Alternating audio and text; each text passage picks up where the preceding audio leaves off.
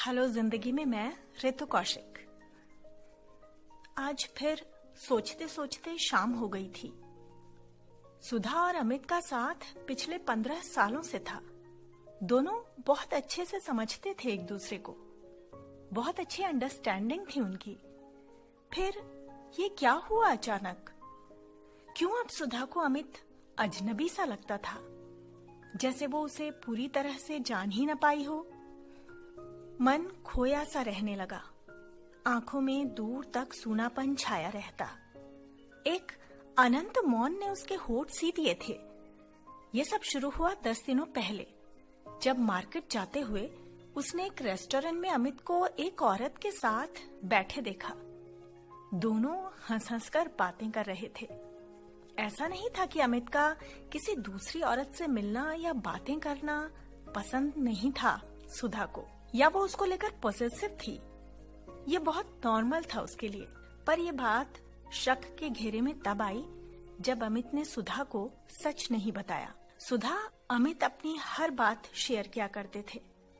In fact जब दोनों में नोकझोंक हो जाती थी और कुछ पलों के लिए सुधा बोलना बंद कर देती, तो अमित के लिए मुश्किल हो जाता। बाद में वो सारी बातें एक एक करके उसे बताता। पर उस दिन शाम को जब सुधा ने अमित को नाश्ता देते हुए पूछा, आज ऑफिस से बाहर कहीं गए थे क्या? तो अमित ने कहा, नहीं तो, ऑफिस से कहाँ जाऊंगा? तुम तो जानती हो, सर उठाने की फुर्सत नहीं होती। काम का बड़ा प्रेशर है इन दिनों। मार्च तक ऐसे ही चलेगा। अमित बैंक में काम करता था। अमित के इस जवाब से धक्का सा लगा था सुधा को।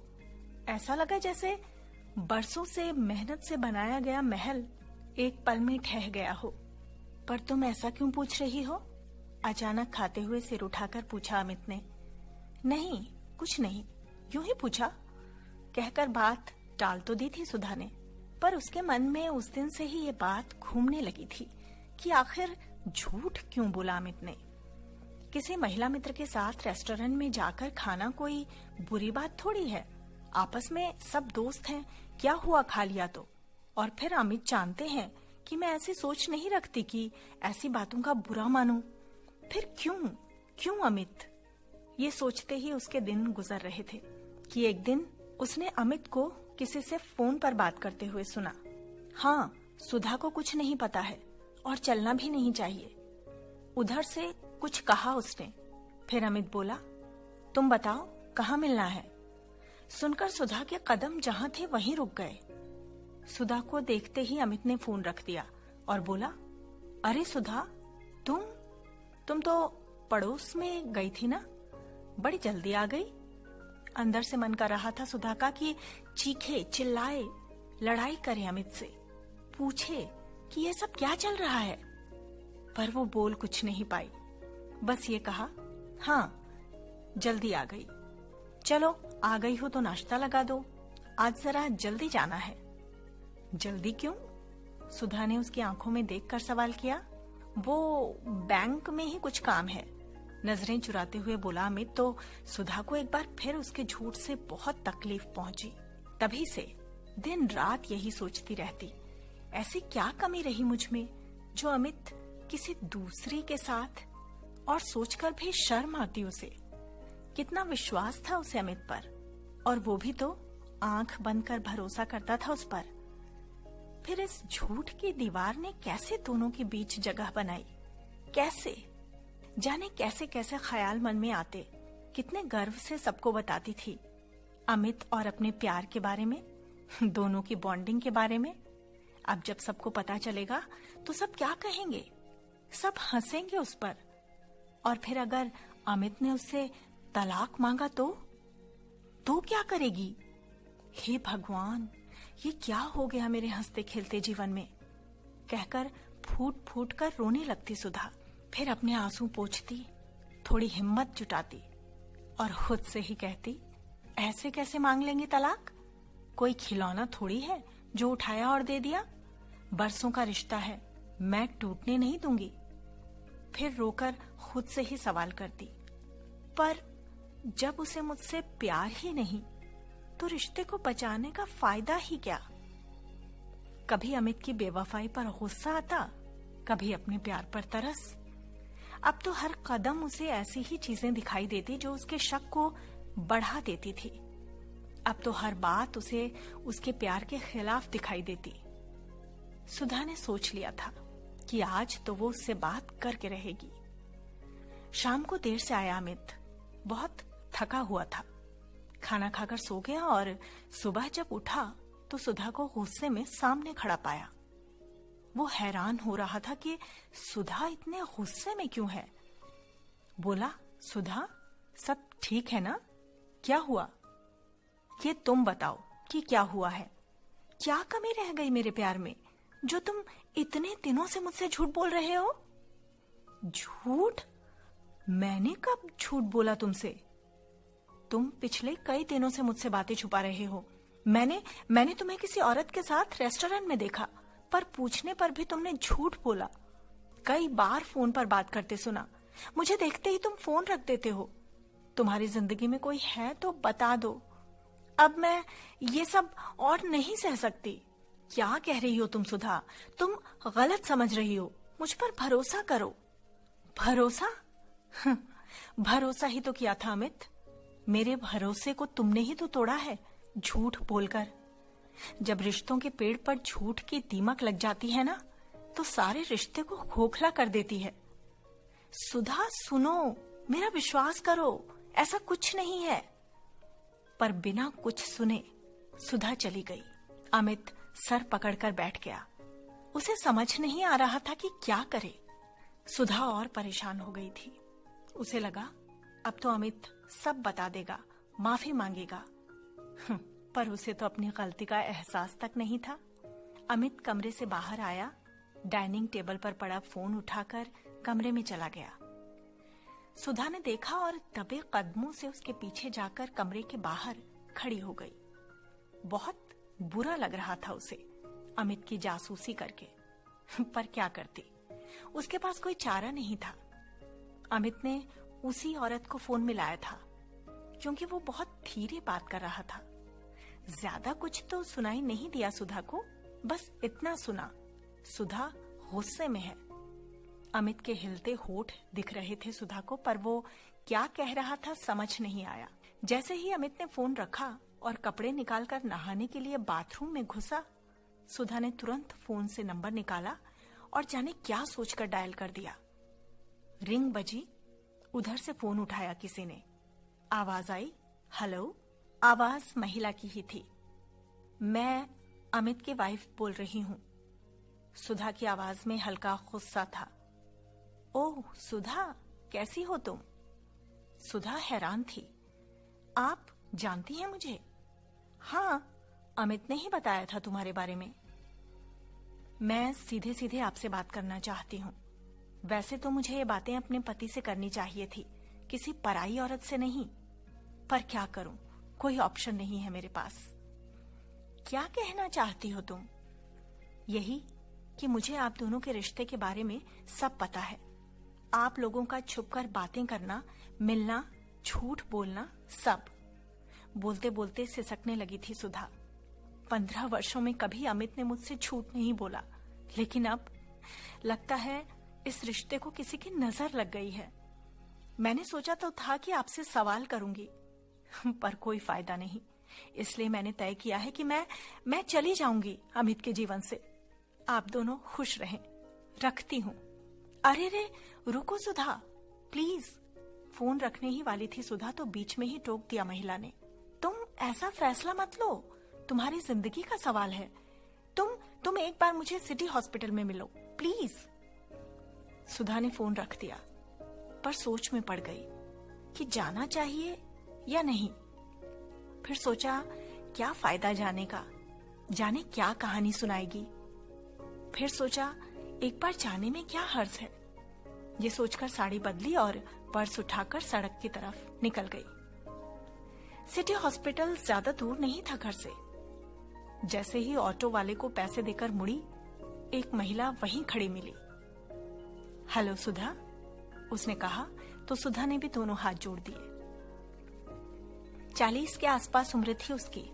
लंबे बाल, गुलाबी साड़ी बड़ी करीने से बांध रखी थी उसने। गले में स्टेथोस्कोप था और साड़ी के ऊपर एप्रन पहना था, मतलब डॉक्टर थी वो।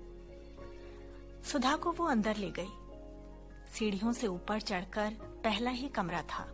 खोला तो सामने का दृश्य देखकर दंग रह गई सुधा। उसका छोटा भाई बिस्तर पर लेटा था। सुधा समझ नहीं पा रही थी कि उसका भाई यहाँ क्या कर रहा है। वो पास गई, उसकी आंखें बंद थी। सर सहलाया तो आंख भर आई सुधा की। वो ढेर सारे सवाल आंखों में लिए महिला की तरफ देख रही थी। सुधा के माता पिता उसे और उसके 10 साल छोटे भाई को छोड़कर गुजर चुके थे। चाचा चाची ने ही सुधा की शादी की और उसके भाई की पढ़ाई लिखाई की जिम्मेदारी संभाली। अमन नाम था उसके भाई का। जान छिड़कती थी सुधा उस पर। जब भी मायके जाती ढेर सारे गिफ्ट्स लेकर जाती उसके लिए, और वो भी दीदी दीदी कहकर लिपट जाता सुधा से। आज कैसे बेसुध पड़ा था। इससे पहले कि वो कुछ पूछती, महिला जो कि डॉक्टर थी कहना शुरू किया, मेरा नाम डॉक्टर सुमन है। अमित और मेरे पति दोस्त हैं। अचानक आपके चाचा जी का फोन आया और अमित को उसकी खराब तबीयत के बारे में बताया। जब यहाँ लाकर इसके टेस्ट किए तो पता चला कि कैंसर है। इस बीमारी का नाम सुनते ही अमित घबरा गया, पर मैंने समझाया कि इसका इलाज हो सकता है, घबराने की बात नहीं। पर उसने कहा कि अगर तुम्हें ये बात पता चली तो तुम बहुत घबरा जाओगी। माँ पिता को खोने के बाद अक्सर पैनिक अटैक्स आते हैं तुम्हें, तो जब तक अमन ठीक नहीं हो जाता ये बात तुमसे छुपानी होगी। इसीलिए मैं और अमित फोन पर बातें किया करते थे। कई बार अमन के इलाज के लिए मिलते भी थे। हमें लगा कि ठीक हो जाने पर तुम्हें सब बताएंगे, पर तुमने फोन पर बातें सुन ली और हमें एक साथ देख लिया। फिर जो तुम्हारे मन में आया वो लाजमी था। ऊपर से अमित ने भी तुम्हें फिर भी कुछ नहीं बताया। अब अगर मैं भी छुपाती तो तुम्हारी बसी बसाई गृहस्थी उजड़ने का डर था, जो मैं नहीं होने दे सकती थी। आई एम सॉरी सुधा, तुमने इतने दिनों तक जो कुछ भी फेस किया उसके लिए। हाथ जोड़कर कहा डॉक्टर सुमन ने, तो दोनों हाथ पकड़ लिए सुधा ने। नहीं नहीं दीदी, ये आप क्या कह रही हैं? माफी तो मुझे मांगनी चाहिए आपसे। आप दोनों मेरे बारे में सोच रहे थे और मैं, छी। नहीं सुधा, कोई भी तुम्हारी जगह होता तो पति के झूठ बोलने पर ऐसा ही सोचता। लेकिन तुम चिंता मत करो, अमन का इलाज चल रहा है, वो ठीक हो जाएगा, मैं विश्वास दिलाती हूँ। पर दीदी, कैंसर तो बहुत खतरनाक बीमारी है ना? कहीं मेरे अमन को कुछ हो तो नहीं जाएगा ना? डॉक्टर सुमन को झिंझोड़ते हुए रोते रोते बोली सुधा। नहीं सुधा, कुछ नहीं होगा। बड़ी बहन का प्यार है उसके साथ और हम इलाज कर रहे हैं। उसकी बीमारी ज्यादा नहीं बढ़ी है अभी, डोंट वरी। सुधा खुद को समझाने का प्रयास कर ही रही थी कि झटके से कमरे का दरवाजा खुला। सामने घबराया अमित खड़ा था। ओह, थैंक गॉड तुम यहाँ हो। मैं तो डर ही गया था। तुम मुझे बाथरूम में छोड़कर बिना बताए निकल गई सुधा, एक सांस में बोल गया अमित। फिर अमन और डॉक्टर सुमन पर नजर पड़ी तो प्रश्न भरी नजर डॉक्टर सुमन पर डाली। डॉक्टर ने दोनों आंखें झपकाकर हाँ में सिर हिलाया और कमरे से निकल गई। सुधा ने आगे बढ़कर अमित को गले से लगा लिया और छोटे बच्चे की तरह फूट फूट कर रोने लगी।